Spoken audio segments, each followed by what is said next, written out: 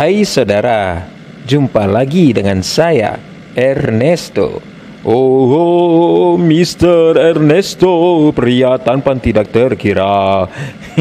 Maaf, memang antara percaya diri dengan tidak tahu diri bedanya tipis sekali.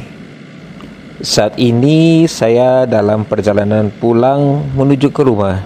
Biasa dari kantor. Supaya perjalanannya bermanfaat, saya mau bercerita kepada saudara semua. Masih cerita seputar biologi sih. Saya mau cerita tentang struktur dan fungsi tubuh tumbuhan. Ini bukan eho, ho. Ini asli, lo. Saya akan mulai dengan struktur dan fungsi akar. Akar itu kita semua tahu adalah organ tumbuhan yang berada di bawah permukaan tanah. Tidak berbuku-buku, tumbuhnya selalu menuju ke arah sumber air, hidrotropisme, dan juga selalu tumbuh ke arah pusat bumi, geotropisme. Tentu saya tidak akan menjelaskan tentang kedua istilah yang baru saya ucapkan itu tadi. Ada dua macam sistem perakaran pada tumbuhan, serabut dan tunggang.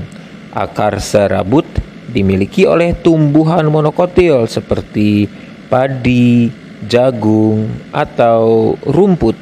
Sementara akar tunggang itu dimiliki oleh tumbuhan dikotil seperti kacang dan mangga. Nah, fungsi akar itu adalah menambatkan tumbuhan pada substrat atau medium tempatnya bertumbuh, serta menyerap air dan mineral yang terlarut di dalamnya dari dalam tanah. Pada beberapa jenis tumbuhan tertentu, akar termodifikasi sehingga memiliki fungsi lain seperti menyimpan cadangan makanan. Contohnya singkong, bengkoang, atau sebagai alat bantu pernafasan seperti akar pada tumbuhan bakau. Sebentar saudara, saya sudah sampai di sekolah anak saya. Saya mau jemput dia sekalian. Terima kasih karena mengizinkan saya nyetir lagi ya ayah. Iya nak. By the way, kok tadi saya kayak lihat ayah komat kamit sendiri sambil nyetir ya? Lagi ngapain sih? Oh, ayah lagi berbagi ilmu dengan para penonton nak, tentang struktur dan fungsi tubuh tumbuhan. Oh, wah, lanjutin dong ya. Oke, sekarang struktur dan fungsi batang. Batang adalah bagian yang tegak berdiri di atas permukaan tanah serta menopang cabang, daun, dan bunga.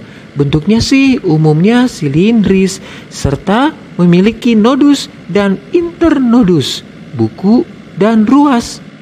Bagus nak, walaupun main potong aja kamu. Perbedaan antara batang tumbuhan dikotil dan batang tumbuhan monokotil adalah pada batang tumbuhan monokotil, buku dan ruas terlihat dengan jelas. Sedangkan pada batang tumbuhan dikotil, buku dan ruas tidak terlihat dengan jelas. Selain dari itu, batang tumbuhan dikotil biasanya bercabang-cabang, sementara batang tumbuhan monokotil tidak. Mantap nak. Perlu diketahui juga bahwa pada beberapa spesies tertentu, batang juga mengalami modifikasi, sehingga kemudian berfungsi untuk menyimpan cadangan makanan. Contohnya, misalnya kunyit dan kentang. Kentang ya? Kok bisa? Umbi kentang yang kita makan itu kan tumbuh membesar di bawah permukaan tanah. Masa dia itu batang ya? Apa yang menunjukkan bahwa kentang itu sebuah batang dan bukan sebuah akar ya. Jika sebuah umbi kentang kamu diamkan, lama-lama kamu akan melihat tumbuhnya tunas muncul dari umbi kentang tersebut. Akar tidak bisa mengeluarkan tunas seperti itu, nak. Hanya batang yang bisa melakukan itu. Oke, next, struktur dan fungsi daun. Daun adalah organ yang menempel pada batang. Biasanya berbentuk tipis namun lebar dan mengandung klorofil. Karena inilah daun menjadi tempat terjadinya proses fotosintesis. Fungsi daun diantaranya adalah alat untuk mengambil karbon dioksida, bahan baku fotosintesis, mengatur penguapan air, dan pernapasan atau respirasi pada tumbuhan. Perbedaan antara daun tumbuhan monokotil dan daun tumbuhan dikotil terletak pada tulang daunnya.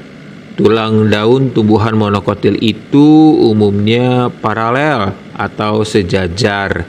Sedangkan tulang daun tumbuhan dikotil itu umumnya menjala. Tulang daun menjala sendiri bisa ada dua macam.